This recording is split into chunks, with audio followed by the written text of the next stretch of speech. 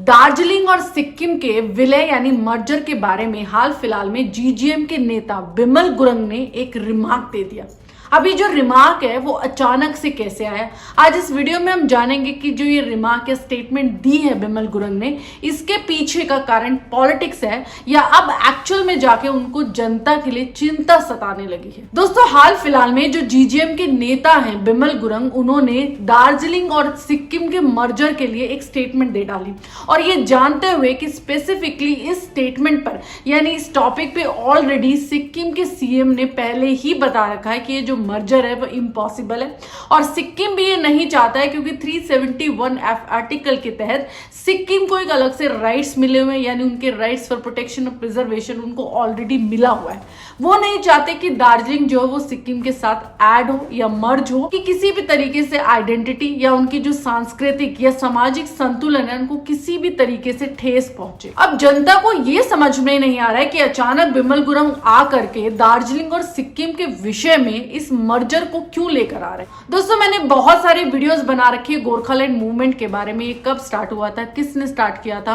अब तक गोरखालैंड जो है वो सक्सेसफुल क्यों नहीं बन पाया, क्यों एक स्टेट या यूटी नहीं बन रहा है, क्या रीजंस है, क्या वहां पे करप्शन है, ये सारा मैंने वीडियोस में विस्तार से बताया है। लेकिन आज ये समझ नहीं आ रहा है कि जो ये नेता है, जीजीएम के जो नेता है बिमल गुरंग, वो अचानक से जनता की चिंता करने क्यों लगे हैं। बिमल गुरंग का जो राजनीतिक सफर है वो काफी उतार चढ़ाव से गुजरा। 2017 में जब एजिटेशन की वजह से और बहुत सारे वायलेंसेस के जो केस है इन पे दर्ज हुए, से जो है वो भूमिगत भी हो गए। फिर 2020 में उनको कोलकाता में देखा गया और सुनकर जो है सबको शॉक भी लगा कि ये जो टीएमसी के ऑफिस के बाहर देखे गए, यानी इन्होंने बीजेपी का साथ छोड़ दिया ये कहकर कि बीजेपी सिर्फ मैनिफेस्टो में गोरखालैंड बोल रही है, लेकिन गोरखालैंड दिलवाने की जो पार्टी ये वादे कर रहे हैं वो कभी पूरे नहीं करेंगे। और इस वजह से उन्होंने टीएमसी यानी ममता बनर्जी की सरकार के लिए हाथ बढ़ा लिया। मैं और आप और दार्जिलिंग कलिंपोंग द्वर्स के एरिया के लोगों को ये साफ पता है कि इन्होंने टीएमसी का हाथ इसीलिए लिया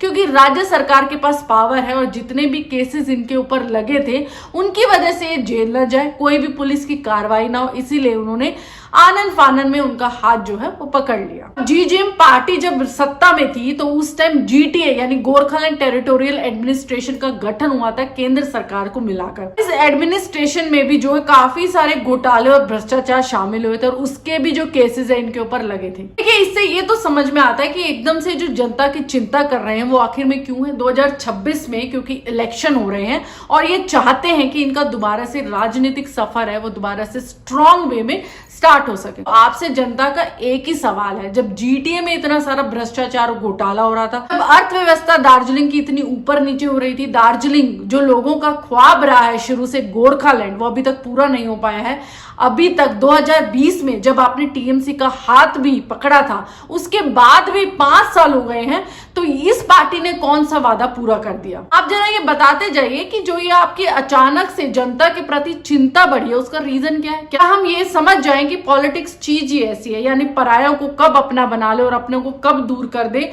ये कोई भी बता नहीं सकता, और यही चीज जो है आप कर रहे हैं। दार्जिलिंग कलिंपोंग डुवर्स के लोगों की चिंता करने के लिए वैसे भी वहां पर बहुत सारी पॉलिटिकल पार्टीज एक्टिव है, यानी जीटीए हुए, पीजीबीएम हुई, हमरो पार्टी हुई, बीजेपी हुई, कांग्रेस हुई, तृणमूल कांग्रेस हुई, बहुत सारी पार्टीज हैं दार्जिलिंग में जो टाइम टाइम पर मैनिफेस्टो में ये शामिल करती है कि वो गोरखाओं को एक गोरखा लैंड दिलवाएगी, लेकिन टाइम आने पर चुनाव जब आते हैं तो वो मुकर जाती है। तो हमें समझना पड़ेगा कि अचानक से इलेक्शंस के टाइम जो ये लोग आते हैं और किसी भी तरीके का बयान करते हैं, क्या हमें इन लोगों को उतनी इंपॉर्टेंस देनी चाहिए? क्या इनकी जो रिमार्क्स या स्टेटमेंट है उनको हमें तवज्जो देना पड़ेगा? ये दार्जिलिंग के लोगों के लिए है कि अब हमें जागना पड़ेगा, अब इन जैसे पॉलिटिशियंस के खिलाफ जो है वो खड़ा होना पड़ेगा, अब समझना पड़ेगा कि आपके वोट की अहमियत क्या है। हर वीडियो में दोस्तों मैं यही बोलती हूँ कि दार्जिलिंग में जो अभी इतना ज्यादा करप्शन फैला हुआ है पॉलिटिकल पार्टीज के चक्कर में, पहले उसको क्लीन करना जरूरी है और तब जाके इस गोरखालैंड की जो